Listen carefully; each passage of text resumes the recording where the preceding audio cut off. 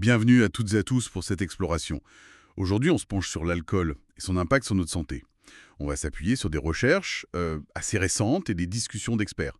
L'idée, c'est vraiment de démêler un peu les effets de l'alcool, qui, on va le voir, touche beaucoup d'organes, le cerveau y compris, et surtout voir comment la science actuelle, elle remet en question certaines idées qu'on avait, notamment sur la consommation dite modérée. D'ailleurs, un truc assez frappant pour commencer, une étude récente de la UK Biobank suggère que même boire peu ou modérément pourrait, affecter la structure du cerveau, réduire certaines zones. Ça fait réfléchir, non? Allons voir ça. Absolument. Et pour bien comprendre, il faut d'abord voir comment le corps gère l'alcool. En gros, l'éthanol, c'est la molécule de l'alcool, est transformée principalement dans le foie en une autre substance, l'acétaldéhyde. Et à cette substance, l'acétaldéhyde? Elle est toxique, oui, très toxique. Et ce processus de transformation, ça crée du stress oxydatif, une sorte d'agression chimique pour nos cellules, et de l'inflammation. C'est vraiment là, à la base, que les dommages commencent. D'accord.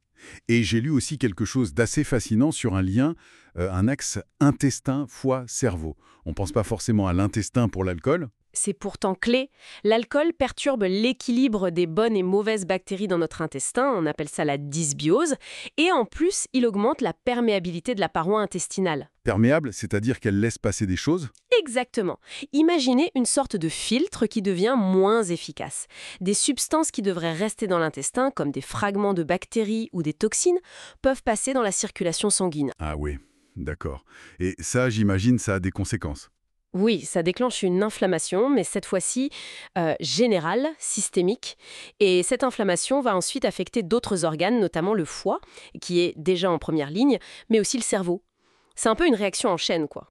Parlons des effets plus directs, ce qu'on peut ressentir plus vite. L'altération du jugement, la coordination et les fameux trous noirs. Oui, les blackouts.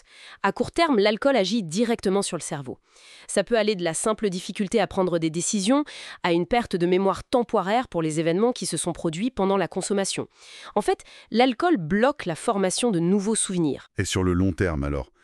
Les effets sur le cerveau, ils sont plus inquiétants, si je comprends bien. Oui, c'est ça. Des études d'imagerie cérébrale montrent une atrophie, c'est-à-dire un rétrécissement de certaines zones. Et ce qui est nouveau, c'est que ça peut arriver même avec une consommation qu'on qualifiait avant de modérée. L'étude UK Biobank Oxford va dans ce sens. Donc, l'idée reçue du petit verre inoffensif pour le cerveau, elle prend un coup. Elle est sérieusement remise en cause, oui. En plus, la consommation chronique d'alcool augmente le risque de développer une forme spécifique de démence liée directement à l'alcool. Et puis, ça perturbe l'équilibre des neurotransmetteurs, comme la sérotonine qui joue sur l'humeur. Ça peut favoriser l'anxiété, la dépression et bien sûr mener à la dépendance qu'on appelle le trouble de l'usage d'alcool. Le foie, on en a parlé un peu, c'est souvent l'organe qu'on associe le plus aux dégâts de l'alcool. En effet, il est en première ligne pour métaboliser l'alcool. Ça peut entraîner une accumulation de graisse, la stéatose, souvent appelée foie gras. Si la consommation continue, ça peut évoluer en hépatite alcoolique, une inflammation grave, puis en cirrhose. Là, le foie est abîmé de façon irréversible avec des cicatrices et ça peut être très dangereux. Et le cœur dans tout ça? Pendant longtemps, on a entendu dire qu'un peu de vin rouge pouvait être bon pour le cœur. Cette histoire de courbangie. Ah, la fameuse courbangie. Alors, cette idée est de plus en plus contestée par les recherches récentes qui sont plus solides méthodologiquement. En réalité, il semble plutôt que l'alcool, même à faible dose, augmente le risque d'hypertension artérielle et de troubles du rythme cardiaque, comme la fibrillation atriale. Donc, pas d'effet protecteur avéré, voire l'inverse. C'est ce que suggèrent les données les plus récentes et robustes, oui. L'Organisation mondiale de la santé est d'ailleurs très claire là-dessus. Il n'y a pas de niveau de consommation d'alcool sans risque pour la santé. C'est important de le souligner. Et il y a un autre risque majeur, le cancer. Oui, et c'est fondamental. L'alcool est classé comme cancérogène certain pour l'humain par le Centre international de recherche sur le cancer. Il augmente le risque de plusieurs types de cancers, bouche, pharynx, larynx, œsophage, foie, côlon, rectum, et aussi le cancer du sein chez la femme. Comment un alcool cause-t-il le cancer? Rappelez-vous l'acétaldéhyde, le produit toxique dont on parlait au début? Eh bien, il peut endommager directement l'ADN de nos cellules, ce qui peut conduire à des mutations et au développement de cancer. Est-ce que tout le monde est logé à la même enseigne face à ces risques? Y a-t-il des groupes plus vulnérables? Oui, clairement, Les adolescents, par exemple, leur cerveau est encore en plein développement et l'alcool peut perturber ce processus de maturation de manière parfois durable. Les personnes âgées aussi sont plus à risque. Pourquoi les personnes âgées spécifiquement? Pour plusieurs raisons. Leur corps métabolise, élimine l'alcool moins efficacement, elles sont aussi plus sensibles aux effets sur l'équilibre, ce qui augmente le risque de chute, et surtout, elles prennent souvent plusieurs médicaments, et le risque d'interaction dangereuse avec l'alcool est bien plus élevé.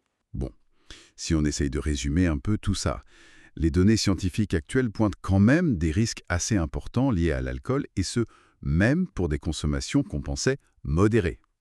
L'idée d'un seuil sans danger, elle semble de moins en moins tenable. C'est exactement ça. Il faut vraiment voir l'alcool comme une substance toxique pour l'ensemble du corps.